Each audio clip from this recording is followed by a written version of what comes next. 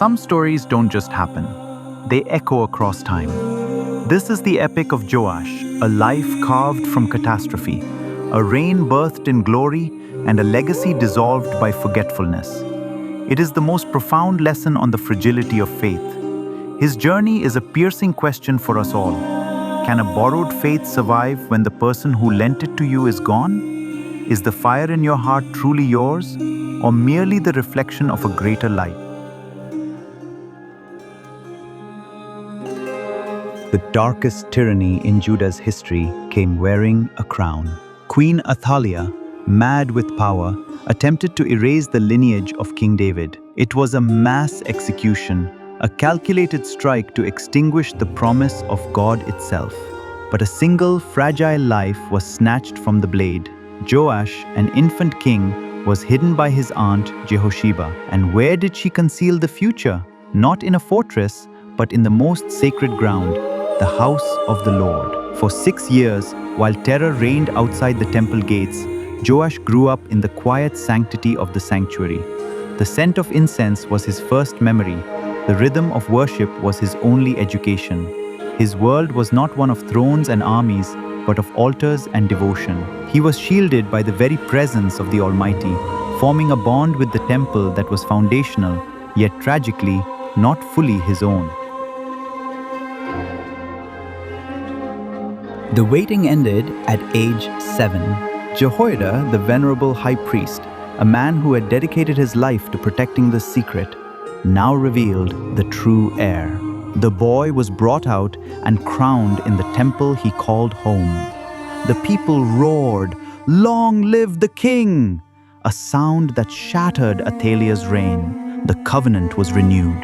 Joash was crowned with all the ceremony of a divinely ordained return. Under Jehoiada's lifelong guardianship, Joash didn't just reign, he restored.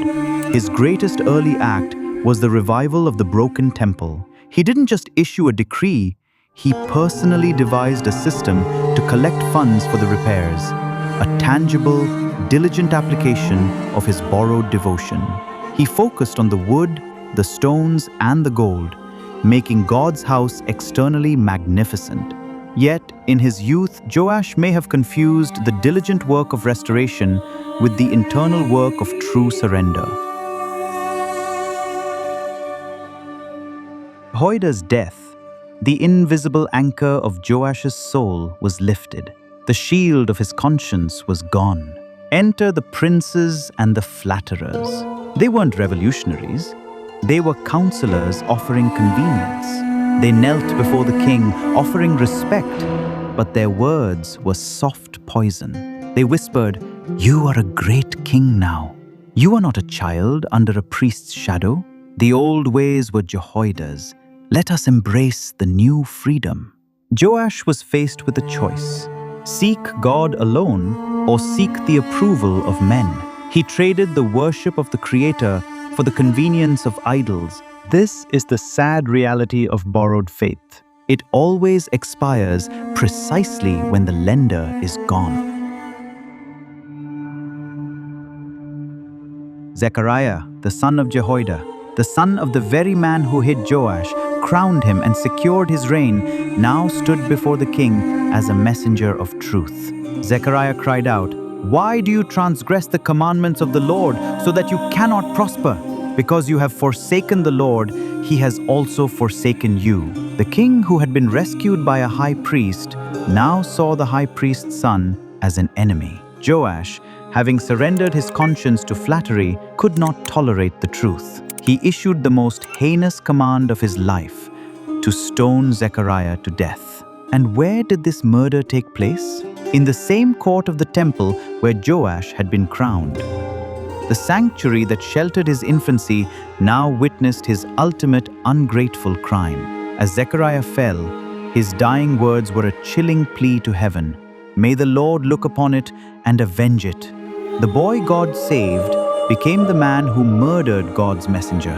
Gratitude, once extinguished, turns the heart into a fortress against every truth. The Lord's judgment arrived swiftly, not with a massive army, but with a meager force of Syrians. The small army was enough to utterly humble, defeat, and wound King Joash.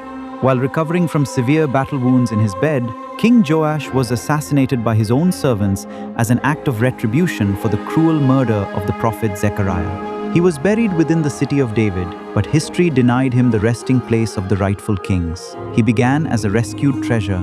He ended as a rejected memory. The tragic story of Joash provides three simple, powerful lessons. Your faith must be your own. Joash only did what was right while his mentor Jehoiada was alive. When Jehoiada died, Joash quickly turned to idols.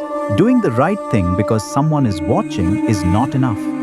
You need a personal conviction that lasts when you are alone. Ingratitude leads to betrayal. Joash completely forgot that Jehoiada had risked everything to save him as a baby. Instead of showing gratitude, Joash had Jehoiada's son, Zechariah, brutally murdered for telling him the truth. Forgetting past kindness can lead to terrible betrayal and cruelty. The end defines the legacy. Joash started his reign with great potential and good works. But his later bad choices ruined his legacy. A good start doesn't guarantee a good finish. Your life and work are measured by how you finish, not just how you begin. The tragedy of Joash teaches us that our faith cannot be borrowed. It must be built on the one true foundation, Jesus Christ. We must rely on a faith that is personally received. The good start of salvation is a glorious event. Following Christ is a continuous, daily process. Our final legacy depends entirely on whether we continue leaning on Christ. To finish well, we must deliberately depend on Christ's strength, not our own. The grace that saved us at the beginning must be the same grace we hold on to until the end. We win the race by never letting go of the hand that rescued us.